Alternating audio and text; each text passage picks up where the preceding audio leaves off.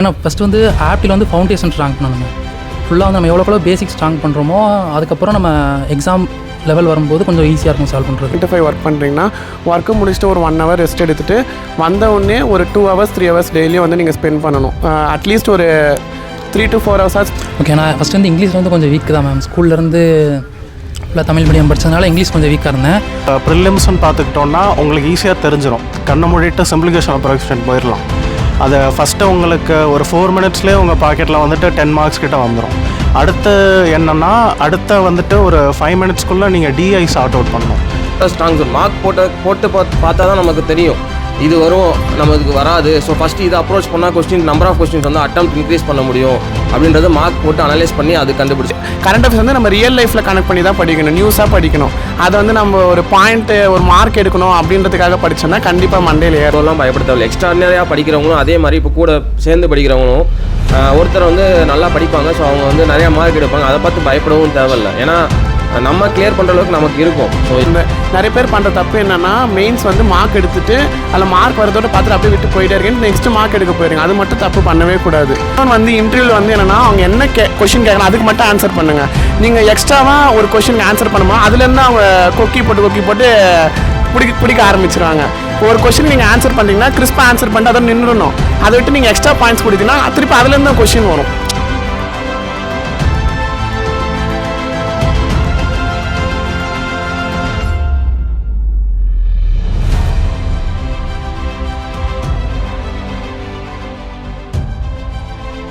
So இன்றைக்கி நம்ம கூட பேங்க் எக்ஸாம் கிளியர் பண்ண நம்ம ஸ்டூடெண்ட்ஸ் எல்லாம் இருக்காங்க. ஸோ அதில் ஒரு சில பேர் மட்டும் நம்ம கூப்பிட்டு வச்சுருக்கோம். ஸோ இவங்கெல்லாம் பார்த்தீங்க அப்படின்னா ஃபஸ்ட்டு என்னென்ன கிளியர் பண்ணியிருக்காங்கன்றதை கேட்போம். கேட்டுட்டு இந்த வீடியோவில் உங்களுக்கு டீட்டெயில்டாக அவங்களுடைய ப்ரிப்பரேஷன் ஸ்ட்ராட்டஜி, ஒரு சிலர் டக்குன்னு கிளியர் பண்ணியிருக்கலாம், ஒரு சிலர் கொஞ்சம் நாள் கிளியர் பண்ணியிருக்கலாம். ஸோ ஒவ்வொருத்தவங்களும் என்ன மாதிரி ப்ரிப்பேர் பண்ணாங்க அண்ட் என்னென்ன வந்து ப்ரிப்பரேஷன் ஸ்ட்ராட்டஜி அப்படின்றத எல்லாமே 1 by 1 நம்ம பார்ப்போம்.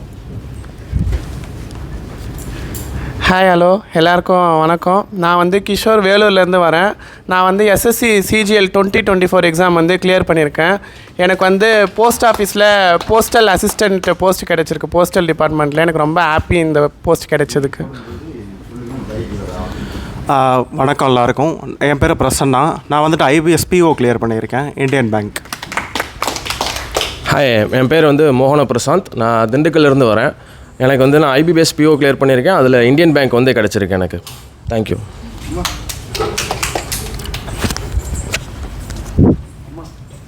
ஹாய் ஆல், என் பேர் மாரிமுத்து. நான் வந்து ராஜபாளையத்துலேருந்து வரேன். நான் வந்து இந்தியன் பேங்க் கிளர்க்கு கிளியர் பண்ணியிருக்கிறேன். ஹாய் ஆல், என் பேர் பார்த்தசாரதி. நான் மதுரையிலேருந்து வரேன். நான் இந்தியன் பேங்க் கிளர்க் கிளியர் பண்ணியிருக்கேன். ஹாய் ஆல், எல்லாருக்கும் வணக்கம். நான் வந்து என்னுடைய நேம் எஸ் ராகேஷ். நான் IBS PO Indian bank clear பண்ணியிருக்கேன்.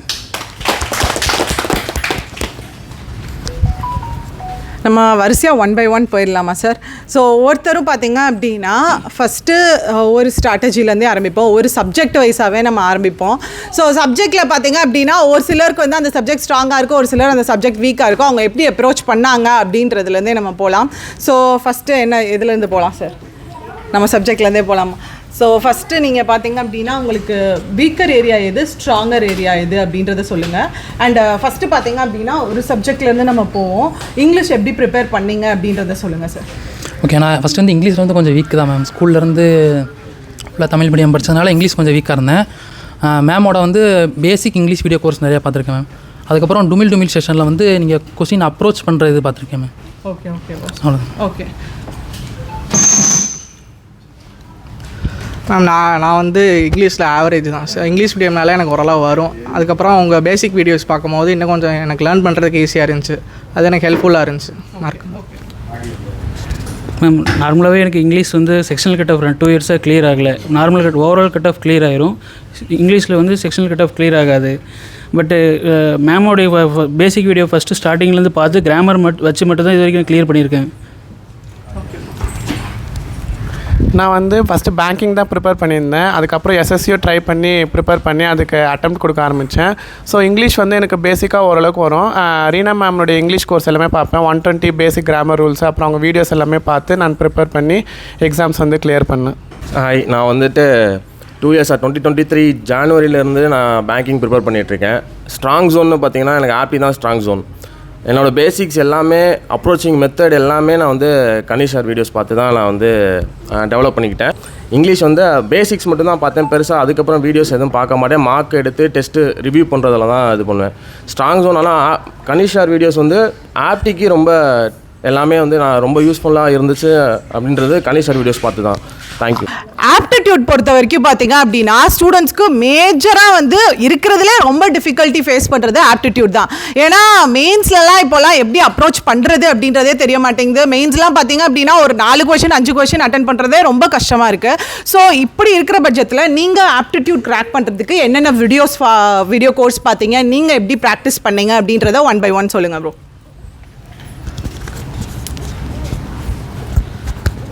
நார்மலாக வந்து பார்த்திங்கன்னா ஆப்டிடியூடு எனக்கு ஸ்ட்ராங் ஜோன் வந்து பார்த்திங்கன்னா ஆப்டிடியூடு தான். ஃபஸ்ட்டு வந்து பார்த்திங்கன்னா கனிஷ் சார் இருக்கும்போது அவருடைய வீடியோ தான் பர்ச்சேஸ் பண்ணி நான் பார்த்தேன். ஓவரால் எல்லா வீடியோவுமே மெயின்ஸ் அண்ட் ஃபிலிம்ஸ் கம்ப்ளீட்டாக கவர் பண்ணிட்டேன். பட் எனக்கு வந்து ஸ்ட்ராங் ஜோனாக இருக்குன்றதுனால அதை வச்சு தான் எக்ஸாம் எல்லாமே கிளியர் பண்ணியிருக்கேன். எப்படி இப்போ ஒரு சிலர் பார்த்தீங்க அப்படின்னா ஃபர்ஸ்ட் இப்போ வீடியோ கோர்ஸில் மேக்ஸ் வீடியோஸ் சாரோட வீடியோஸ் பார்த்துறீங்கன்னு வச்சுக்கோங்களேன், அதை உடனே நீங்கள் போய் ப்ராக்டிஸ் பண்ணுவீங்களா இல்லை வந்து வீடியோஸ் எல்லாம் பார்த்துட்டு அடுத்த செக்ஷன்? இல்லை, வீடியோஸ் ஃபுல்லாக பார்த்துருவேன்.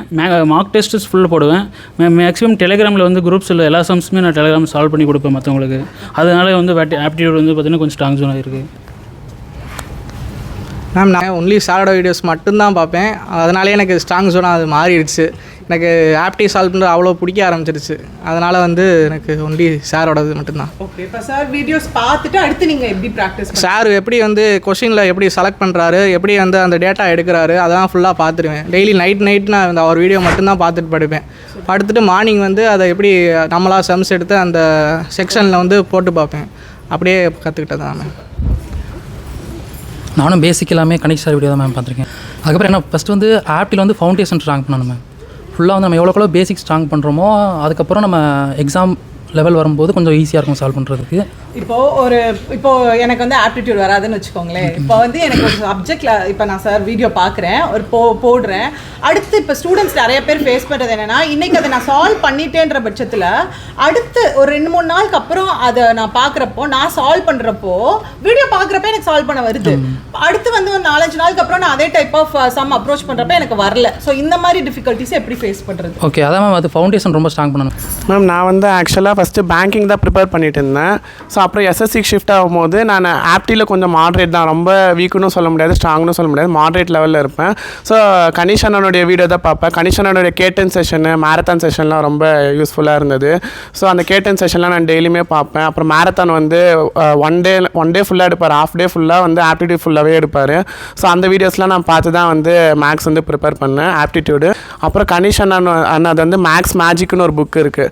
ஸோ அதை வாங்கி நான் ப்ரிப்பேர் பண்ணி அது மூலமாக தான் நான் எஸ்எஸ்சி எக்ஸாம் வந்து கிளியர் பண்ணேன்.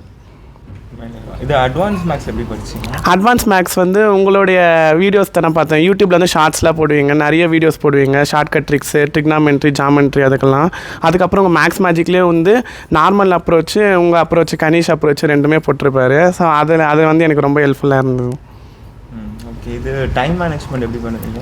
டைம் மேனேஜ் வந்து ஆப்டிடியூடுக்கு வந்து பர் டேக்கு வந்து 4 to 5 hours ப்ரிப்பேர் பண்ணுவேன் நான். கண்டிப்பாக மார்க் டெஸ்ட் வந்து நிறைய. இப்போ என்னன்னா, இப்போ ஆப்டி வந்து மெயின்ஸ் நம்ம அப்ரோச் பண்ணுறோம் அப்படின்னா இது முக்கியமாக கேட்கக்கூடிய கொஸ்டின்ஸ். ஏன்னா இப்போ மெயின்ஸ் வந்து வே ஆஃப் சூஸிங் கொஸ்டின்ஸ்னு இருக்குல்ல. இப்போ ஸ்டூடெண்ட்ஸ் பாயிண்ட் ஆஃப் வியூலேருந்து நீங்கள் மெயின்ஸ் பேப்பரை திறக்கிறப்போ வந்து எல்லாமே பார்த்தீங்க அப்படின்னா பெருசாக இருக்கும். அப்போ அதை எப்படி நீங்கள் அப்ரோச் பண்ணுவீங்க?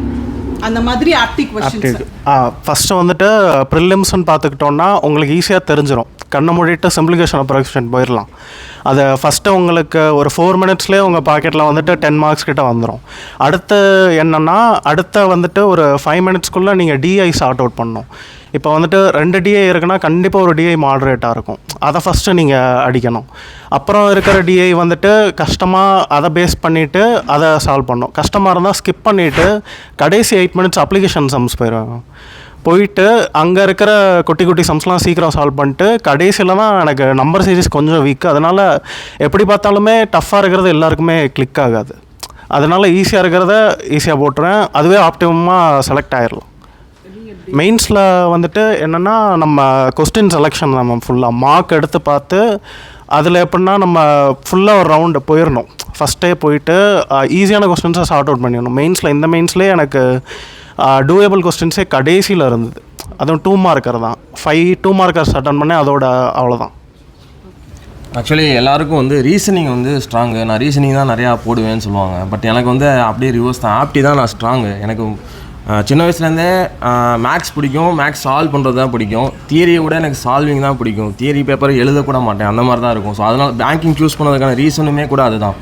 ஏன்னா ஸ்ட்ராங் ஜோனே நான் ஸ்ட்ராங் பண்ணிக்கணும்னு நினச்சேன் நான். அந்த மாதிரி அதுக்காக தான் வந்து பேசிக் கோர்ஸ் தான் ரொம்ப யூஸ்ஃபுல்லாக இருந்துச்சு. ஏன்னா அப்ரோச்சு ட்ரிக்ஸு எல்லாமே வந்து ரொம்ப ஹெல்ப்ஃபுல்லாக இருந்துச்சு. நெக்ஸ்ட்டு பார்த்தீங்கன்னா இப்போ நம்ம பேசிக் கோர்ஸ் பார்த்தீங்க அப்படின்னா கம்ப்ளீட்டாக பேசிக்ஸ்லேருந்து உங்களுக்கு மெயின்ஸ் லெவல் வரைக்கும் கம்ப்ளீட்டாக நம்மளோட கோர்ஸ் அவைலபிளாக இருக்குது. எலிட் பாஸ்ன்னு சொல்லிட்டு அது அந்த ஒரு கோர்ஸே வந்து உங்களுக்கு கம்ப்ளீட்டாக உங்களுக்கு மெயின்ஸ் லெவல் வரைக்கும் போகும். ப்ளஸ் இன்டர்வியூ வரைக்கும் aptitude, English, reasoning plus current affairs, banking awareness எல்லாமே கவர் ஆகும். ஸோ கண்டிப்பாக அதை யூஸ் பண்ணிக்கோங்க. அந்த கோர்ஸை உங்களுக்கு ஒர்த்தாக இருக்கும். ஃபவுண்டேஷன் வந்து ஸ்ட்ராங் பண்ணியாச்சு. அதுக்கப்புறம் மார்க் எடுக்கிறது தான் மேட்ரு. அதுக்கப்புறம் நீங்கள் மார்க்கில் வந்து நீங்கள் என்ன பண்ணுறீங்க, ப்ரிலிம்ஸ் மார்க்னால் அதோட அப்ரோச் எப்படி இருக்குன்னா, ஃபஸ்ட்டு நான் வந்து எல்லாருமே சால்வ் பண்ண ஆரம்பிச்சிருவாங்க. பட் நான் அப்படி பண்ண மாட்டேன். ஒரு 1 மினிட் எடுத்துக்குவேன், எல்லா கொஸ்டினும் பார்த்துருவேன். எது எங்கே இருக்குது அப்படின்னு பார்த்துட்டு சிம்பிளிஃபிகேஷன் அப்ராக்சிமேஷன் இருந்துச்சுன்னா ஃபஸ்ட்டு அது போயிட்டு அப்படி தான் ஆர்டர் வைஸ் தான் வரும். என்னோட மார்க் போட்டு பார்த்தா தான் நமக்கு தெரியும் இது வரும், நமக்கு வராது. ஸோ ஃபஸ்ட்டு இதை அப்ரோச் பண்ணால் கொஸ்டின் நம்பர் ஆஃப் கொஸ்டின்ஸ் வந்து அட்டெம்ப்ட் இன்க்ரீஸ் பண்ண முடியும் அப்படின்றது மார்க் போட்டு அனலைஸ் பண்ணி அது கண்டுபிடிச்சா தான். மெயின்ஸ்லேயும் அதே தான். எல்லாருமே வந்துட்டு எடுத்தோன்னே ஒரு சிலர் நிறைய பேர் நான் பார்த்துருக்கேன், ஓப்பன் ஆனாலும் ஃபஸ்ட் கொஸ்டின் என்ன இருக்கோ அதுதான் சால்வ் பண்ண ஆரம்பிச்சிருவாங்க. ஸோ நான் அதை பண்ண மாட்டேன். 1 மினிட் ஆனாலும் கொஸ்டின்ஸ் எல்லாமே பார்த்துருவேன், எது எங்கே இருக்குன்னு தெரியும். இது கஷ்டமாக இருந்துச்சு, இது சால்வ் பண்ண முடியாதுன்னு தெரிஞ்சுன்னா நான் அப்படியே விட்டுட்டு எனக்கு இப்போ ஒரு 20th கொஸ்டின் நான் பார்த்துருக்கேன்னா 20th போயிடுவேன் டேரெக்டாக, எங்கே இருக்குன்னு தேட மாட்டேன். ஸோ அது வந்து கொஞ்சம் யூஸ்ஃபுல்லாக இருந்துச்சு. நம்பர் ஆஃப் அட்டம்ஸ் இன்க்ரீஸ் பண்ணுறதுக்கு அது கொஞ்சம் யூஸ்ஃபுல்லாக இருந்துச்சு. Okay okay. நிறைய பேர் கேட்குறது ஜென்ரலாக ஒர்க் போயிட்டே படிக்க கஷ்டமாக இருக்கும், இல்லைனா வீட்டில் மேரேஜ் பண்ணிவிட்டு டைம் மேனேஜ்மெண்ட் பண்ணுறது கஷ்டமாக இருக்கும். ஸோ உங்களோட ஆஃபீஸ் டைம் எப்படி இருக்கும்? ஆஃபீஸ் டைம் வந்து 9 to 6. நான் வந்து இந்தியா போஸ்ட் பேமெண்ட் பேங்க்கில் எக்ஸிக்யூட்டிவ் ஒர்க் பண்ணிகிட்ருப்பேன் கரண்ட்டாக. So because SSC CGL clear பண்ணுறது நாட் ஈஸி. அந்த இப்போ ஒர்க் போயிட்டே படிக்கிறவங்க இல்லைனா மேரேஜ் பண்ணிட்டு பாப்பா வச்சுட்டு படிக்கணும்னு நினைக்கிறவங்களுக்குலாம் எப்படி நீங்கள் வந்து டிப்ஸ் கொடுக்குறீங்க? ஓகே, இப்போ ஒர்க்குக்கு போகிறீங்க அப்படின்னாக்கா ஒர்க்கும் ஸ்டடி ஹவர்ஸும் நீங்கள் பேலன்ஸ் பண்ணிக்கணும். இப்போ ஃபார் எக்ஸாம்பிள் வந்து இப்போ 9 to 6 இல்லைனா 9 to 5 ஒர்க் பண்ணுறீங்கன்னா ஒர்க்கு முடிச்சுட்டு ஒரு 1 hour ரெஸ்ட் எடுத்துகிட்டு வந்த உடனே ஒரு 2 hours 3 hours டெய்லியும் வந்து நீங்கள் ஸ்பெண்ட் பண்ணணும். அட்லீஸ்ட் ஒரு 3 to 4 hours ஸ்பெண்ட் பண்ணணும். டெய்லியும் ஸ்பெண்ட் பண்ணிங்கன்னா இப்போ பர் டேக்கு வந்து 3 hours ஸ்பெண்ட் பண்ணிங்கன்னா 1 வீக்கு வந்து அதுவே 21 hours ஆயிடுது. ஸோ அப்படி 21 hours பர் வீக் நீங்கள் படிக்கிறப்போ உங்களுக்கு கண்டிப்பாக வந்து யூஸ்ஃபுல்லாக தான் இருக்கும். நீங்கள் அதே மாதிரி இப்போது ஒர்க் பண்ணிட்டு படிக்கிறீங்க டெய்லியும் மார்க் எடுக்கணும்னு உங்களுக்கு கிடையாது. இப்போ ப்ரிலிம்ஸ்லாம் ப்ரிப்பேர் பண்ணுறீங்க, பேங்கிங் ப்ரிப்பேர் பண்ணுறீங்க அப்படின்னா நீங்கள் டெய்லியுமே கம்பல்சரி மார்க் எடுக்கணும் கிடையாது. நீங்கள் படிங்க, படிச்சுட்டு ப்ராக்டிஸ் பண்ணுங்கள். ஒரு 2 to 3 days ஒன் டைம் வந்து மார்க் போட்டு பாருங்கள். ஏன்னா இப்போ கண்டினியூஸாக மார்க் போட்டுகிட்டே இருந்தீங்கன்னா அதுவே உங்களுக்கு ஸ்ட்ரெஸ் லெவல் கொண்டு போயிடும். ஸோ அதில் வந்து மார்க் கம்மியாயிருச்சு, இப்போது 80 marks இருக்குது RRBPOனா அதில் வந்து 70 above எடுக்கணும்னு நீங்கள் எய்ம் பண்ணியிருப்பீங்க. ஸோ அதில் வந்து 50 60 வந்துருச்சுன்னா உங்களுக்கு அதிலே வெக்ஸ் ஆயிரும். ஸோ அது வந்து டிப்ரெஷனுக்கு போயிடும். ஸோ மார்க்ஸும் வந்து லிமிட்டடாக எடுங்க. ஆனால் பர் டேக்கு வந்து 1 mark டெஸ்ட் எடுத்திங்கன்னா அது பெஸ்ட்டு. ஸோ அதில் வந்து நீங்கள் ரிவ்யூ பண்ணி அனலைஸ் பண்ணி அதில் நம்ம எது வீக்காக இருக்கும் ஸ்ட்ராங்காக இருக்கும் சொல்லிட்டு அனலைஸ் பண்ணி ஸோ வீக்காக இருக்கிற செக்ஷனை நம்ம ஸ்ட்ராங் பண்ணிக்கலாம்.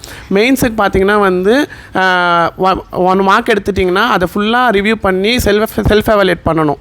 அதில் வந்து நீங்கள் எங்கே தப்பு பண்ணியிருக்கீங்க, கரண்ட் அஃபேர்ஸில் வீக்காக இருக்கீங்களா, இல்லை ஆப்டிடியூடில் வீக்காக இருக்கீங்களா, ரீசனிங் வீக்காக இருக்கலாம், அதை அனலைஸ் பண்ணிவிட்டு ஸோ அதை வந்து ஃபுல்லாக சால்வ் பண்ணணும். அந்த நிறைய பேர் பண்ணுற தப்பு என்னென்னா மெயின்ஸ் வந்து மார்க் எடுத்துகிட்டு அதில் மார்க் வரதோடு பார்த்துட்டு அப்படியே விட்டு போயிட்டே இருக்கேன், நெக்ஸ்ட்டு மார்க் எடுக்க போயிருங்க. அது மட்டும் தப்பு பண்ணவே கூடாது. மெயின்ஸில் வந்து ஒரு மார்க் எடுக்கிறீங்கன்னா அதை நீங்கள் ஃபுல்லாக எல்லாத்துக்குமே கொஷின்ஸும் ஆன்சர் தெரியணும், அந்த அளவுக்கு நீங்கள் ப்ரிப்பேர் ஆகணும். அந்த மார்க் வந்து நீங்கள் தப்பு பண்ணியிருக்கிறது எல்லாமே அகைன் எடுத்து வச்சு அதுக்கான ஆன்சர் சொல்யூஷன்ஸ்லாம் பார்த்து செல்ஃப் எவாலுவேட் பண்ணி அடுத்த மார்க்கில் வந்து அந்த எரர்ஸ் வந்து ரெக்டிஃபை பண்ண பார்க்கணும். ஸோ இந்த மாதிரி ஸ்ட்ராட்டஜி தான் நீங்கள் ஃபாலோ பண்ணி படிக்கணும். ஒர்க் பண்ணிட்டேவும் படிக்கலாம். அது வந்து நிறைய பேர் வந்து அது வந்து ஸ்ட்ரெஸ்ஸாக பர்டன்னு நினைப்பேன். அப்படிலாம் கிடையாது. இப்போ நான்லாம் வந்து ஒர்க் பண்ணிட்டு தான் வந்து எக்ஸாம்ஸ்லாம் வந்து கிளியர் பண்ணியிருக்கேன். ஸோ அந்த மாதிரி ஒர்க் பண்ணிகிட்டே படிக்கிறதும் நல்லது தான். இப்போ எஸ்எஸ்சி சிஜிஎல் அப்படிங்கிறப்ப ரீனா மேமோட இந்த 120 கிராமர் ரூல்ஸ் சொல்லியிருந்தீங்க இல்லையா? ஸோ இப்போ ஒரு இங்கிலீஷ் அப்படின்னா எஸ்எஸ்சியில் வந்து கஷ்டமாக இருக்குமா? அதை வந்து இப்போ தமிழ்நாட்டில் நிறைய பேர் எஸ்எஸ்சி கிளியர் பண்ணுறது கஷ்டமாக இருக்குது, அது எப்படி நீங்கள் டிப்ஸ் கொடுக்குறீங்க? இப்போ இங்கிலீஷ் வந்து பார்த்தீங்கன்னா இப்போ மோஸ்ட்லி வந்து பேசிக்கில் ரொம்ப கஷ்டம்லாம் சொல்ல முடியாது மேம், பேசிக்காக தான் இருக்கும். இப்போ ஆர்சி அப்படிலாம் பார்த்தீங்கன்னா உங்கள் லெவலுக்கு நீங்கள் எடுக்கிற ஆர்சி அதை படித்தாலே வந்து கிளியர் பண்ணிடலாம். ரொம்ப இப்போ பேங்கிங் மாதிரி பெரிய பேராகிராஃப்லாம் இருக்காது, ஓரளவுக்கு லிமிட்டடாக தான் இருக்கும். இப்போ எஸ்எஸ்சியில் எப்படி டெஸ்ட் பண்ணுவாங்கன்னா நம்மளுக்கு பேசிக்காக தான் டெஸ்ட் பண்ணுவாங்க. சென்டென்ஸ் தெரியுதா, வேர்ப் வொக்காப்ஸ் தெரியுதா, ஐடியம்ஸ் தெரியுதா, ஃப்ரேசஸ் தெரியுதா, அந்த மாதிரி தான் டெஸ்ட் பண்ணுவாங்க. ரொம்ப அட்வான்ஸாலாம் இங்கிலீஷ் வந்து அட்வான்ஸ் இருக்காது. ஆப்டிடியூட் மட்டும்தான் அட்வான்ஸ் மேத்தமெட்டிக்ஸ் இருக்கும். இங்கிலீஷ் வந்து நார்மல் பேங்கிங் லெவல் தான். இன்னும் சொல்லப்போனால் ஆர்ஆர்பி கிளர்க் லெவல் எப்படி இருக்கோ அந்த லெவலுக்கு தான் எஸ்எஸ்சியோட சிஜிஎல் லெவலுமே இருக்கும். சூப்பர். இது அப்படியே இது மட்டும் அப்படியே கொடுத்துருங்க. வேறு இங்கிட்ட இருந்து இது இப்போ ஆப்டி இங்கிலீஷ் சொல்லியிருந்தீங்க. இப்போ ரீசனிங்க்கு வந்து எக்ஸாமில் எப்படி ஃபேஸ் பண்ணணும், எப்படி நீங்கள் ப்ரிப்பேர் பண்ணலாம்? ஆனால் ரீசனிங் நிறையா பேர் சார் சொல்லியிருந்தார். எனக்கு வந்து கஷ்டமாக இருக்கும். உண்மையிலே கஷ்டமாக இருக்குமா? உங்களோட எக்ஸ்பீரியன்ஸ் ஷேர் பண்ணுங்கள். இல்லை சார், ரீசனிங் வந்து ஸ்டார்டிங் நான் ப்ரிப்பேர் பண்ண ஆரம்பிக்கும் போது ஓகே ஏதோ பசில் அப்படிலாம் இருந்துச்சு பார்த்தேன். இப்போ வந்து சில டாபிக்ஸ்லாம் வந்து நான் டாபிக் வைஸாக கற்றுக்கிட்டேன். சிலாஜிசம் நான் ஃபஸ்ட்டு எதாவது மிஸ்லேனியஸோ அதை ஃபஸ்ட்டு கற்றுக்கிட்டேன். அந்த 15 மார்க்ஸ் நான் ஃபஸ்ட்டு போட ட்ரை பண்ணேன். அதுக்கப்புறம் ஒவ்வொரு பசிலாக ஒவ்வொரு பசில் இருக்கும், சீட்டிங் அரேஞ்ச்மெண்ட்டுன்னு தனியாக இருக்கும். அதில் எது வந்து நமக்கு எது வருதோ அதை ஃபஸ்ட்டு ப்ராக்டிஸ் பண்ண ஆரம்பிச்சு கொஞ்சம் கொஞ்சமாக அப்படி வீடியோஸ் பார்த்து தான் சார் கற்றுக்கிட்டேன். நம்ம கேஆர் லாஜிக்ஸில் வந்து நம்ம ரீசனிங் கொஸ்டின்ஸ்லாம் போடுவோம் இல்லையா? மணி சார் வந்து பெருசாக ரொம்ப நேரம் பஸ்ஸெல்லாம் போட்டுட்ருப்பார். அதெல்லாம் யூஸ் பண்ணியிருக்கீங்களா? யூஸ் பண்ணியிருக்கேன் சார். அவர் வந்து பார்த்திங்கன்னா இப்போ நான் மேக்ஸிமம் வந்து ஃபஸ்ட்டு அவர் சம்ஸ் கொடுத்துட்டாருன்னா அதை ஃபஸ்ட்டு நம்ம போடணும். அவர் போடுறதுக்கு முன்னாடி நம்ம பாஸ் பண்ணிட்டு நம்ம போடணும். நம்ம போட்டுட்டோமா அதுக்கப்புறம் அவர் கரெக்டாக சொல்கிறாரா, நம்ம கரெக்டாக போட்டிருக்கோமா அப்படின்னு சொல்லிட்டு நான் செக் பண்ணி பார்ப்பேன் சார். அது யூஸ்ஃபுல்லாக இருந்துச்சு. இது மாதிரி எக்ஸாமில் வந்து நம்ம ரீசனிங் வந்து அப்ரோச் ரொம்ப முக்கியம் சார். ஓகே. ப்ரிலிம்ஸ் வந்து நம்ம 35 கொஸ்டின்ஸ் எல்லாரும் போட்டுடலாம். ஆனால் மெயின்ஸ் வந்து எப்படின்னா ஃபஸ்ட் நம்ம இனிக்வாலிட்டி, சிலாஜிசம் இந்த மாதிரி ஃபுல்லாக முடிச்சுட்டு அதுக்கப்புறம் வந்து நம்ம டேரெக்டாக வந்து 5 மார்க் பசில்ஸ் அந்த மாதிரி போகக்கூடாது. 3 மார்க்கு 4 மார்க்குன்னு தனியாக பசில்ஸ் இருக்கும், சின்ன பசில்ஸாக இருக்கும். அதை நம்ம போட்டு முடிச்சிட்டோம் அப்படின்னா நம்மளுக்கு ஒரு கான்ஃபிடன்ஸ் கிடைக்கும். அந்த கான்ஃபிடன்ஸ் வந்துருச்சுன்னா அதுக்கப்புறம் ஆட்டோமேட்டிக்காக அப்படியே வந்துடும் சார். ஓகே. எனக்கு ரீசனிங் ரொம்ப ஆவரேஜ் தான் சார். ப்ரிலிம்ஸ் வந்துட்டு மேனேஜ் பண்ணுற லெவலில் வச்சுக்குவேன். முன்னாடி சொன்ன மாதிரி எனக்கு English strong zonal critical reasoning போயிடுவேன். பசில்ஸை ஃபுல்லாக ஸ்கிப் பண்ணிவிட்டு கிரிட்டிக்கல் ரீசனிங் நல்லா ப்ரிப்பேர் பண்ணியிருந்தேன். அதே மாதிரி மிஸ்சலேனியஸ் இருக்கும்ல, டேரக்ஷன்ஸ் அந்த மாதிரி சின்ன சம்ஸாக சால்வ் பண்ணி அதை ஃபஸ்ட்டு சார்ட் அவுட் பண்ணி பண்ணிடுவேன். ரீசனிங் ஆவரேஜாக இருந்து ஏன் பாஸ் பண்ண முடிஞ்சதுன்னா IBSPO மெயின்ஸில் வந்துட்டு ரீசனிங் டைமிங் இருக்கிறதுலே அதுதான் அதிகம். 1 ஹவர்னால ரொம்ப எனக்கு டைம் இருக்கிறதுனால அதை ஆவரேஜாக இருந்தாலும் அதை வந்துட்டு செட் ஆஃப் பண்ணிடுச்சு. ஆக்சுவலி ரீசனிங் வந்து எனக்கு எல்லோரும் இந்த 35 போடுவாங்க அப்படின்னா நான் வந்து என்ன போட்டுருவேன், கொஞ்சம் ஸ்லோவாக போடுவேன். ப்ரிலிம்ஸ் வந்து மேக்கப் பண்ணிடலாம். மெயின்ஸில் வந்து இப்போ எல்லோரும் ஒரு 20 அட்டம் கொடுத்துருக்காங்கன்னா 15 தான் நான் கொடுத்துருப்பேன். ஆனால் நான் அதை மேக்கப் பண்ணுற மாதிரி இங்கிலீஷில் ஒரு 2, ஆப்டியில் ஒரு 2 அப்படி தான் நான் மேக்கப் பண்ணியிருந்தேன். பட் மணி சார்ட்ட வந்து ஒரு சில வீடியோவில் வந்து அந்த இன்புட் அவுட்புட்டோட மெத்தடு இதெல்லாம் வந்து நான் அந்த ஒரு எப்படி அப்ரோச் பண்ணணும், ஃபஸ்ட்டு எதுலேருந்து ஆட் நம்பர் பார்க்கணும், ஈவன் நம்பர் பார்க்கணும், டிஃப்ரென்ஸு அந்த ஒரு இது நான் வந்து மணி சார்ட்டு நான் எடுத்துக்கிட்டேன். இவ்வளோ தான் நான் ரீசனிங் மார்க் போடுறது தான். மித்தபடி இப்போ ஏன்னா இதுதான் நிறைய பேத்துக்கு யூஸ்ஃபுல்லாக இருக்கும் இந்த பார்க்குறவங்களுக்கு. நீங்கள் ரீசனிங் வந்து ஸ்டார்டிங்லேயே வீக் அப்படின்ட்டீங்க. இப்போ உள்ள மெயின்ஸில் ரீசனிங் கொஸ்டின்லாம் பார்க்குறப்பெல்லாம் இது ரொம்ப கஷ்டமாக இருக்குது. கேட் லெவலில் இருக்க மாதிரிலாம் ஃபீல் ஆச்சு. அதெல்லாம் எப்படி நீங்கள் ஃபேஸ் பண்ணீங்க? இப்போ IBSPO கிராக் பண்ணியிருக்கீங்க, அது எப்படி எக்ஸாமில் ஃபேஸ் பண்ணீங்க? ரெகுலர் மார்க் போட்டாவே பேசிக்காக நம்ம ஒரு 40 கொஸ்டின் இருந்தால் 40மே கஷ்டமாக இருக்காது. ஒரு 10ஆவது மினிமம் எல்லாருமே போடுற மாதிரி தான் இருக்கும். பட் அதை வந்து நம்ம சூஸ் பண்ணுறது தான் நமக்கு வந்து தெரியாது. ஸோ அதுக்கு வந்து ரெகுலராக மார்க் போட்டால் தான் ப்ராக்டிஸு. மெயின்ஸ் மார்க்குமே வந்து ஃபுல் மார்க் எடுக்க முடியலனாலும் செக்ஷனல் மார்க் வந்து எடுக்கிறது வந்து பெஸ்ட்டு. நான் அப்படி தான் எடுத்தேன். வீக்லி ஒன்ஸ் தான் ஃபுல் மார்க்கே எடுத்தேன். மித்தபடி செக்ஷனல் டெய்லி ஒரு செக்ஷனல் போடுற மாதிரி தான் இருந்துச்சு. ஸோ அதுதான் வந்து எனக்கு ஹெல்ப்பும் பண்ணுச்சு. இப்போ குயிக்காக முடிச்சிடலாம் சின்ன டிப்ஸ் மாதிரி. இப்போ பொதுவாக வந்து இப்போ எக்ஸாமில் வந்து ஒரு IBSPOலாம் பார்க்குறப்ப ஆப்டியாக இருந்தாலும் சரி, ரீசனிங்காக இருந்தாலும் சரி, ஸ்டூடெண்ட்ஸ் வந்து என்ன நினைக்கிறாங்கன்னா 225 கொஸ்டின்ஸ் வருதா, அது வந்து புதுசாக படிக்கிறவங்க வந்து 225மே நம்ம போடணுமா, இல்லைனா ஒரு நிறையா ஸ்கோர் பண்ணணுமா அப்படின்லாம் ஒரு பயந்துட்டே அதை மெயின்ஸை வந்து பயப்படுறாங்க. அதுக்கு நீங்கள் ஏதாச்சும் டிப்ஸ் கொடுக்குறீங்களா? அவ்வளோலாம் நம்ம போட முடியாது. யாராக இருந்தாலுமே 40 out of 40 எந்த செக்ஷன்லையுமே மெயின்ஸில் வந்து எடுக்க முடியாதான். ரொம்ப எக்ஸ்ட்ராடினரியாக இருந்தால் தான் மேபி அதுவுமே இங்கிலீஷில் ஸ்கோர் பண்ணுவோம். இங்கிலீஷ் ரொம்ப பெஸ்ட்டாக இருக்கவங்க 35+ போடுவாங்க. ரீசனிங் ரொம்ப ஸ்கோராக நல்லா இருக்கிறவங்களுமே 35+ போடுவாங்க. பட் எல்லாராலையுமே அது பண்ண முடியாது தான். ஸோ அதை பற்றி பயப்படவே தேவையில்லை. கட் ஆஃபே பார்த்தீங்கன்னா 225க்கு வந்து பார்த்தீங்கன்னா அரௌண்ட் 65 இதுதான் இருந்துச்சு 225 மார்க்ஸுக்கு. ஸோ இவ்வளோ தான் கட் ஆஃபே வரும். ஸோ நம்ம அவ்வளோலாம் பயப்பட தேவையில்லை. எக்ஸ்ட்ராடினரியாக படிக்கிறவங்களும் அதே மாதிரி இப்போ கூட சேர்ந்து படிக்கிறவங்களும் ஒருத்தர் வந்து நல்லா படிப்பாங்க. ஸோ அவங்க வந்து நிறையா மார்க் எடுப்பாங்க. அதை பார்த்து பயப்படவும் தேவையில்லை. ஏன்னா நம்ம கிளியர் பண்ணுற அளவுக்கு நமக்கு இருக்கும். ஸோ எக்ஸ்ட்ராடினரியாக எடுக்கிறவங்க அவங்க தனி கேட்டகரியாக வச்சுக்கணும். ஸோ இதை பார்த்து நம்ம பயப்படவே தேவையில்லை. நமக்கு வர்றதை கம்பேர் பண்ணாமல் நமக்கு என்ன பண்ணணும், நம்ம என்ன ஸ்ட்ராங்கு வீக்கு, அதை நம்ம எப்படி இம்ப்ரூவ் பண்ணணும் அப்படி பார்த்தாவே நம்ம வந்து டெவலப் பண்ணிக்க முடியும் எல்லாமே. இப்போது லாஸ்ட் செக்ஷன் வந்துடலாம். இப்போ முக்கியமாக பார்த்தீங்க அப்படின்னா கரண்ட் அஃபேர்ஸ் பொறுத்த வரைக்கும் வந்து எப்படி கேட்குறாங்கன்னே நம்மளால் ப்ரெடிக்ட் பண்ண முடியல. இப்போ ஒரு 4 வருஷத்துக்கு முன்னாடி பார்த்தீங்கன்னா அந்த லாஸ்ட் 6 months அப்படின்னா ஓகே, அந்த 6 மாதத்துக்குள்ளே கேட்பாங்க. அதுவும் முக்கியமாக இன்னும் ஒரு 4-5-6 வருஷத்துக்கு முன்னாடி ஸ்டேட்டிக்லாம் நிறைய கேட்டாங்க. ஸ்டேட்டிக் அவேர்னஸ் லைக் ஒரு கரண்ட் அஃபேர்ஸ்னால் அது ரிலேட்டடான ஸ்டேட்டிக் அவேர்னஸ்லாம் கேட்டுட்டு இருந்தாங்க. பட் இப்போல்லாம் பார்த்தீங்க அப்படின்னா இப்படி கேட்குறதே கிடையாது. பயங்கர டிஃபிகல்ட்டாக மாற்றிட்டாங்க கரண்ட் அஃபேர்ஸ் கொஷின். ஸோ அந்த கரண்ட் அஃபேர்ஸை எப்படி டேக்கிள் பண்ணுறீங்க? அண்ட் அங்கே போயிட்டு அட்டென்ட் பண்ணுறப்ப ஃப்ளூக்கில் நிறைய பேர் அடிச்சு விடுவாங்க. ஸோ நீங்கள் எப்படி அதெல்லாம் அப்ரோச் பண்ணுறீங்க? வணக்கம் sir. Manish sir. Current affairs பொறுத்த வரைக்கும் நான் தெரியலனா அட்டன் பண்ண மாட்டேன். அட்டம்ப்ட் வந்து நான் 8-9 தான் போட்டால் கூட நான் தெரியலனா அட்டன் பண்ண மாட்டேன். நிறைய பேர் வந்து என்னென்னா டபுள் மைண்டடாக இருப்பாங்க. 2 தெரியும் அப்படின்றப்போ நிறைய அட்டம்ப்ட் கொடுத்து அதில் நெகட்டிவ் மார்க் போகிறக்கு பதிலாக நான் இப்போ ஐபிஎஸ் பியூவில் கூட நான் அட்டம் பண்ணதே வந்து 10 தான் அட்டம் பண்ணியிருந்தேன் கரண்ட் அஃபேர்ஸ் செக்ஷனை பொறுத்த வரைக்கும். ஏன்னா எனக்கு ஷார்ட்டாக தெரிஞ்சால் மட்டும் தான் 10 தான் அட்டன் பண்ணேன். 10மே கரெக்டு தான். ஸோ அப்படி தான் நான் அட்டன் பண்ணியிருந்தேன். கரண்ட் அஃபேர்ஸ் என்னோட ரொம்ப வீக்கான ஜோனு. அதை வந்துட்டு எப்படி ஸ்ட்ராங் பண்ணேன்னா டெய்லி நோட்ஸ் எடுத்தேன். எப்படி கேட்பாங்கன்னா first India's first, world's first, அதுக்கப்புறம் ஸ்கீம்ஸ்லாம் எல்லாம் வராது. அமௌண்ட்டு ரொம்ப பெருசாக இருக்கிறது, அதோட இம்பேக்ட் ரொம்ப அதிகமாக இருக்கிறது, அந்த மாதிரி இருக்கிறது. அதுக்கப்புறம் வந்துட்டு பைலேட்ரல் ரிலேஷன்ஷிப்ஸை பொறுத்த வரைக்கும் ரொம்ப சுமிட் G20 அந்த மாதிரி இருக்கிறது, அதை மட்டும் கான்சன்ட்ரேட் பண்ணி படித்தேன். ரொம்ப லிமிட்டடாக தான் படித்தேன். 4 months அந்த மாதிரி தான் படித்தேன். ரிவிஷன் நல்லா பண்ணேன். ஐபிஎஸ் பியூ மெயின்ஸ்லேயும் ரொம்ப எனக்கு தெரிஞ்சதை மட்டும்தான் அட்டன் பண்ணேன். ஃப்ளூக்கே கொடுக்கல. 6 தான் அட்டன் பண்ணேன். 6 வந்துருச்சு. ஃபஸ்ட்டு கரண்ட் அஃபேர்ஸ் பார்த்தீங்கன்னா 2021 ஸ்டார்ட் பண்ணும்போது வந்து பார்த்திங்கன்னா ப்ராக்டிஸ் மார்க்கில் கிஸ் மட்டுமே படிச்சுட்டு இருந்தேன். அந்த டைம் பார்க்கும்போது எனக்கு செக்ஷனல் கட் ஆஃப் கிளியர் ஆகிற மாதிரி தெரியல. ஓவரால் ஃபுல்லாக கம்ப்ளீட்டாக கவர் ஆகலை. மணி சார் ரிவிஷன் அந்த டைம் கொடுத்துட்டு இருந்தார். 2023-20 மணி சார் வந்து உங்களுக்கு மேரத்தான் மாதிரி கொடுத்துட்டு இருந்தார். அவர் சார் கொடுத்து நீங்களும் கொடுத்துட்டு இருந்தீங்க, ரிவிஷன் கொடுத்துட்டு இருந்தீங்க கரண்ட் அஃபேர்ஸ். இதெல்லாம் பார்த்துட்டு போய் நான் அட்டெம்ப்ட் வந்து பார்த்தீங்கன்னா அதிகமாக போட்டுருவேன். எபோட் 25-30 சம்திங் கம்ப்ளீட்டாகவே கொடுத்துருவேன். அந்த டைம் வந்து பார்த்தீங்கன்னா 2023 ஃபுல்லாகவே எனக்கு கரண்ட் அஃபேர்ஸ்னால் நிறைய மார்க் குறைஞ்சிருச்சு. இந்த இயர் வந்து பார்த்தீங்கன்னா என்னுடைய அட்டெம்ப்டே வந்து பார்த்தீங்கன்னா 12-13 கரெக்டாக எக்ஸாக்டாக தெரிஞ்ச கொஸ்டின் மட்டும் தான் அட்டன் பண்ணேன். இப்போ 16 ஐபிபிஎஸ் பியூவில் கொடுத்து ஒரு கம்ப்ளீட்டாக மார்க் அடிச்சிச்சு. இப்போ ஆக்சுவலாக வந்து கரண்ட் அஃபேர்ஸில் பெரிய ப்ராப்ளம் மக்கள் ஃபேஸ் பண்ணுறது என்ன அப்படின்னா, படித்தது எல்லாமே கொஷினில் வந்துடுது சார். நம்ம படித்தது எல்லாமே கொஷினில் வந்துடும். அதில் ஏதோ ஒன்று மட்டும் மிஸ் ஆகி கேட்குறாங்க. அதை எப்படி நம்ம கண்டுபிடிக்கிறது? புரியுது. லைக் என்னன்னா இப்போ ஒரு ஒலிம்பிக்ஸ் நடக்குதுன்னா நம்ம வந்து அதில் ஃபார் எக்ஸாம்பிள் ஒரு கேமில் வின்னர் பார்த்துருப்போம், ரன்னரப் பார்த்துருப்போம், எங்கே நடக்குதுன்னு பார்த்துருப்போம். இவங்க வந்து ஒரு டைம்லாம் கேட்டாங்கல்ல, லைக் அந்த ஜாவ்லின் த்ரோ, அந்த ஸ்டிக்லென்ட், அந்த மாதிரி நம்ம படிக்காதெல்லாம் கேட்குறாங்க. ஸோ எப்படி வந்து அதை ஃபுல்லாக கவர் பண்ணுறது அப்படின்னு கேட்குறாரு சார். இப்போ நியூஸ் எடுத்துக்கிட்டோம்னா அதோட இப்போ புதுசாக ஏதாவது ஒரு ஸ்கீம் இன்ட்ரடியூஸ் பண்ணுறாங்கன்னா அது முன்னாடி வந்து அது வேறு ஏதாவது பேரில் இருந்துச்சா, இப்போ யார் ஆரம்பித்தா, எவ்வளோ அவுட்லே, அந்த அமௌண்ட்டு எல்லாமே பார்த்துக்கணும். அதுக்கு ரிலேட்டடாக கரண்ட் அஃபேர்ஸ்க்கு ரிலேட்டடாக ஸ்டாட்டிக்கையும் பார்த்துக்கிட்டா தான் மேம் அதை அட்டன் பண்ணுற மாதிரி இருக்கும். அதுவும் டேட்டாஸாக இருந்தால் ரொம்ப கஷ்டம், மனப்பாடம் பண்ணவும் முடியாது, நம்ம எவ்வளோ நாள் நிற்காது. அந்த மாதிரி கொஸ்டினை மட்டும் அவாய்ட் பண்ணிட்டு எவ்வளோ படிக்க முடியுமோ கொஞ்சம் க்ளூ வச்சு படிச்சுக்கிட்டா நல்லாயிருக்கும் மேம்.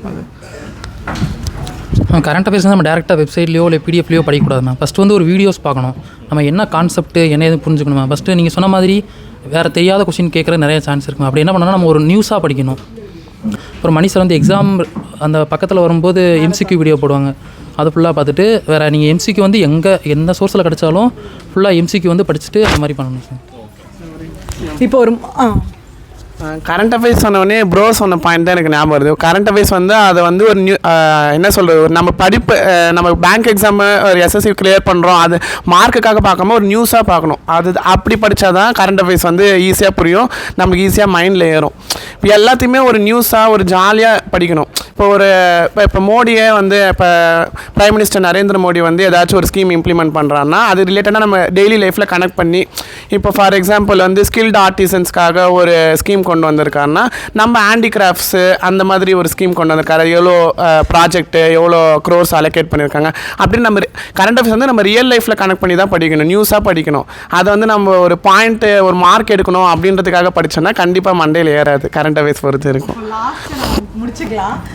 என்னன்னா நம்ம இன்டர்வியூ யார் யார் அட்டன் பண்ணீங்க, அதாவது அட்டன் பண்ணியிருப்பீங்க, பிஓனா அங்கே அட்டன் பண்ணியிருப்பீங்க, நம்ம கேஆர்லாஜிக்ஸ் இன்டர்வியூ வந்து அட்டன் பண்ணிங்களா, யூஸ்ஃபுல்லாக இருந்துச்சா அப்படின்றத சொல்லுங்கள். அது மட்டும் இல்லாமல் உங்களோட இன்டர்வியூ எக்ஸ்பீரியன்ஸை கண்டிப்பாக ஷேர் பண்ணுங்கள்.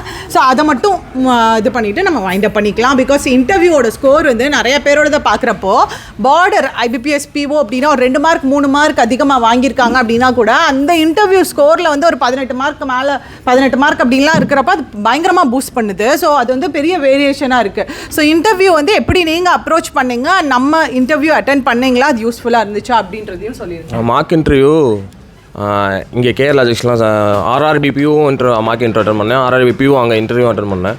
அதே மாதிரி IBS PO மார்க் இன்டர்வியூ நான் இங்கே அட்டன் பண்ணேன்.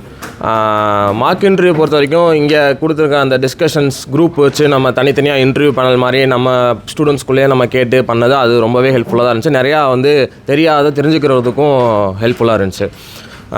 ஸோ ஓவராலாக வந்து 3 இன்டர்வியூ அட்டன் பண்ணிட்டு 4வது இன்டர்வியூ வந்து நான் IBS PO interview original interview attend பண்ணுறப்போ கொஞ்சம் பயம் இல்லாமல் தான் இருந்துச்சு. பேசுகிறதுக்கு ஃப்ரீயாக தான் இருந்துச்சு. பேனல் மெம்பர்ஸுமே வந்து அவ்வளோ ஒன்றும் ஸ்ட்ரிக்டாக அந்த மாதிரி எதுவும் நம்மளை இது பண்ணலை. ஜாலியாக ஃப்ரெண்ட்லியாக மூவ் பண்ணுறதுக்கு என்ன பண்ணுமோ அதான் பண்ணாங்க.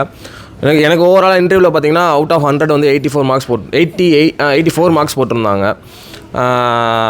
ஸோ இங்கே தான் மார்க் இன்டர்வியூ மட்டும் தான் அட்டன் பண்ணினேன்.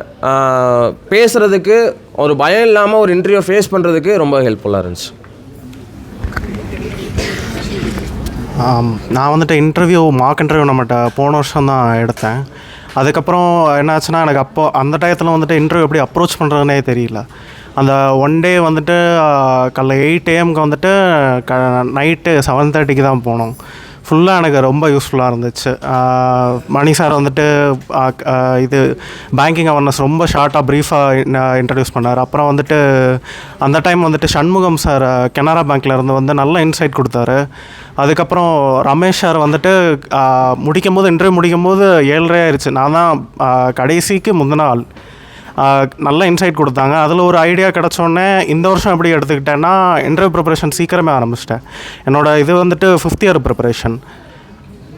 அதனால் நான் என்ன கன்சர்னாக இருந்தேன்னா கேப் கொஸ்டின் எப்படி அட்டம் பண்ணுறதுன்னு அங்கேயே சொல்லிட்டாரு சண்முகம் சார். வந்துட்டு கேப் கொஸ்டினை பொறுத்த வரைக்கும் ரொம்ப ஹானஸ்ட்டாக இருங்க, அதான் உங்களை வந்து காப்பாற்றும். அந்த மாதிரி இந்த 5 இயர் எப்படி நீங்கள் டிஃபைன் பண்ண போகிறீங்கன்னு பொறுத்து தான் இருக்குது. அதனால் நான் வந்துட்டு பேசிக்ஸ்லேருந்து ஸ்டார்ட் பண்ணிட்டேன். பேசிக்ஸ் வந்துட்டு அதாவது அந்த 5 வருஷம் கேப்பை நீங்கள் எப்படி சொன்னீங்க? எப்படி சொன்னேன்னா நான் வந்துட்டு 5 இயர்ஸில் என்ன பண்ணேன், அந்த மாதிரி என்னென்ன இம்ப்ரூவ் பண்ணிக்கிட்டேன்னு அவங்ககிட்ட ஷோகேஸ் பண்ணேன். டேரெக்டாக சொல்ல பேங்கிங் நாலேஜை நல்லா இம்ப்ரூவ் பண்ணிட்டேன் மேம். என்ன பண்ணேன்னா என் வாய்ஸை நானே ரெக்கார்ட் பண்ணிக்குவேன். ரெக்கார்ட் பண்ணிட்டு ரமேஷ் சார் என்ன சொன்னார்னா நம்ம மார்க் இன்டர்வியூவில் ஆன்சர்ஸ் வந்துட்டு எவ்வளோ ஷார்ட்டாக இருக்க முடியுமோ அவ்வளோ ஷார்ட்டாக இருக்கணும், ஆனால் அதே டைம் எல்லாம் கவராக இருக்கணும். நான் ரெக்கார்ட் பண்ணி கேட்டுட்டு என்னென்ன ஷார்ட் கம்மிங்ஸ் இருக்கோ அதை நான் நோட் டவுன் பண்ணிக்குவேன். இந்த இதுலேயே எனக்கு கான்ஃபிடன்ஸ் பயங்கரமாக பூஸ்ட் ஆயிடுச்சு. அப்படியே டேரெக்டாக மார்க்கே எடுக்காமல் ஆக்சுவல் இன்டர்வியூ போயிட்டேன். இது எனக்கு ஆக்சுவலாக 3rd இன்டர்வியூ. லாஸ்ட் இயர் தான் ஃபஸ்ட்டு 2 இன்டர்வியூ எடுத்தேன். இதை வச்சு கிளியர் ஆயிடுச்சு. ஆக்சுவலாக நான் வந்து பேங்கிங் எக்ஸாம் ப்ரிப்பேர் பண்ணும்போது 2021 RRBPO இன்டர்வியூ வரைக்கும் போனேன். பட் மெயின்ஸில் மார்க் வரதுனால இன்டர்வியூ கிளியர் பண்ணல. ஸோ அப்போ தான் ஃபஸ்ட்டு என்ன நினச்சேன்னா நம்ம டேரக்ட் இன்டர்வியூ வந்து கொடுக்கறதுக்கு பதிலாக ரியல் இன்டர்வியூ கொடுத்தா மார்க் இன்டர்வியூ வந்து நம்ம ஃபேஸ் பண்ண மட்டும்தான் ரியல் இன்டர்வியூ கிளியர் பண்ண முடியும் அப்படின்ற ஒரு ஐடியாவே எனக்கு புரிஞ்சது. அப்போ தான் வந்து கேஆர்லாஜிக்ஸில் வந்து மதுரையிலையும் கோயம்புத்தூர்லையும் 2 இடத்துல வந்து மார்க் இன்டர்வியூ கண்டக்ட் பண்ணேன். ஸோ இந்த மார்க் இன்டர்வியூ அட்டன் பண்ணல இன்னொரு அட்வான்டேஜ் என்னென்னா ரிட்டையர்டு பேங்க் ஸ்டாஃப்ஸ் வந்து கூப்பிடுவாங்க அந்த இன்டர்வியூக்கு. ஸோ அவங்க வந்து டேரெக்டாக நம்மளை கொஷின்ஸ் கேட்குறப்போ அவங்க அந்த ஃபீல்டுலேயே இருக்கிறதுனால அது ரிலேட்டடாக நம்மளுக்கு கொஷின்ஸ் கேட்கும்போது நம்ம எப்படி ஆன்சர் பண்ணுறது நம்மளுக்கு தெரியும். ஸோ அங்கே வந்து மார்க் இன்டர்வியூக்கான ஸ்கோரும் நம்மளுக்கு கொடுத்துருவாங்க, எவ்வளோ ஸ்கோர் எடுக்கிறோம் சொல்லிட்டு 100க்கு. ஸோ அதில் வந்து நம்ம எவால்வேட் பண்ணிக்கலாம். இப்போ எனக்கு வந்து ரியல் இன்டர்வியூவில் வந்து எவ்வளோ போட்டிருந்தாங்கன்னா 100க்கு வந்து 60 above போட்டிருந்தாங்க. ஆனால் வந்து மார்க் ஆஸ்பிரன்ஸ்க்கு என்ன சொல்ல விரும்புகிறேன்னா இன்டர்வியூனால உங்களுக்கு வந்து கண்டிப்பாக எக்ஸாம் கிளியர் ஆகாதுன்னு சொல்லவே முடியாது. கண்டிப்பாக இன்டர்வியூ எல்லாருமே பாஸ் பண்ணி புஷ் பண்ண தான் பார்ப்பாங்க. ஏன்னா நம்ம மெயின்ஸுன்ற ஒரு டிஃபிகல்ட் எக்ஸாமே வந்து கடந்து வந்திருக்கும்.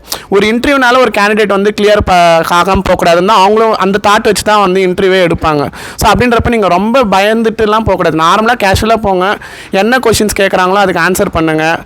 இன்னொரு மண்ணு ஃப்ராங்காக இருங்க, போல்டாக இருங்க, அதே மாதிரி ட்ரூத்தை மட்டும் பேசுங்க.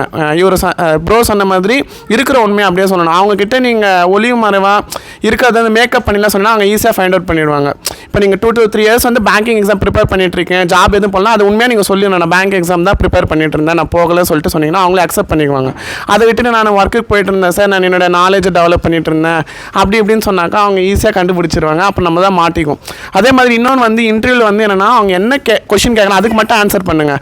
நீங்கள் எக்ஸ்ட்ராவாக ஒரு கொஷினுக்கு ஆன்சர் பண்ணும்போது அதுலேருந்து அவங்க கொக்கி போட்டு பிடிக்க ஆரம்பிச்சிருவாங்க. இப்போ ஒரு கொஷின் நீங்கள் ஆன்சர் பண்ணுறீங்கன்னா கிறிஸ்பாக ஆன்சர் பண்ணிட்டு அதை நின்றுடணும். அதை விட்டு நீங்கள் எக்ஸ்ட்ரா பாயிண்ட்ஸ் கொடுத்தீங்கன்னா திருப்பி அதுலேருந்து தான் கொஷின் வரும். ஸோ இந்த இதெல்லாம் வந்து நான் மார்க் இன்டர்வியூவில் தான் நிறைய கற்றுக்கிட்டேன். ஸோ இது 2 இடத்துல வந்து இன்டர்வியூ அட்டன் பண்ணேன். கேஆர் லாஜிக்ஸ் வந்து ரொம்பவே ஹெல்ப்ஃபுல்லாக இருந்தது. அதே மாதிரி இன்னொன்று வந்து நான் எக்ஸாம் வந்து கொடுக்குறப்ப மார்க் எக்ஸாம் கொடுக்கறது போல் ரியல் எக்ஸாமே நான் நிறைய அட்டன் பண்ணியிருக்கேன். பேங்க்கு நம்பர் ஆஃப் எக்ஸாம்ஸ் எழுதுவேன். ஈவன் ஒரு எக்ஸாம் கூட நான் விட்டதே இல்லை.